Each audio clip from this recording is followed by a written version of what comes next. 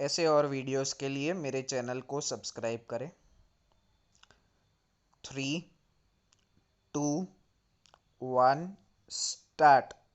So far I am concerned, it is of no great significance to us what part of India goes into which state boundary.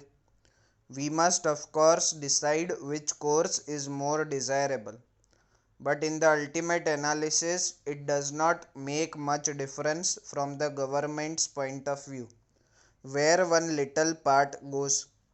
I do not deny that it has a certain importance from the individual's or the state's point of view, but it has none from the national point of view. The government of India has approached this question objectively and without any particular desire to impose its decisions. We have been told what we did not go through the proper procedures of consultation and decision. But I think any person who knows what has happened in the last 6, 7, or 8 months in this country will agree that the amount of consultation and discussion that we have had about this matter is without parallel.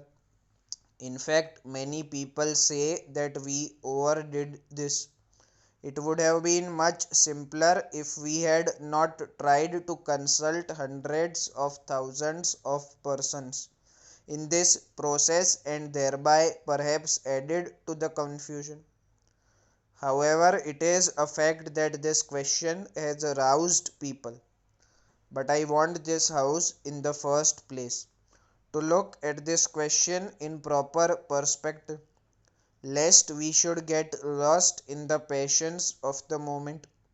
Secondly, to realize that however important these borders might be, they are after all administrative divisions inside the country.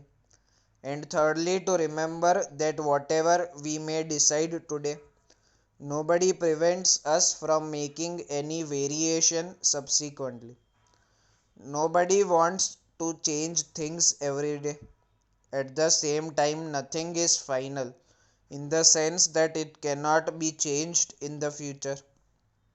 Our difficulty has been that we have tried too much perhaps to balance respective viewpoints and find a common way and as large a measure of agreement as possible. In doing so, we have often succeeded in displeasing many people.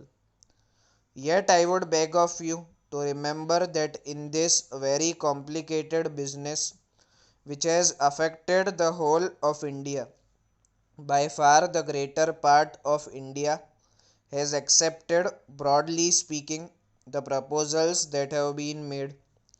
It is true that many important questions remain to be solved.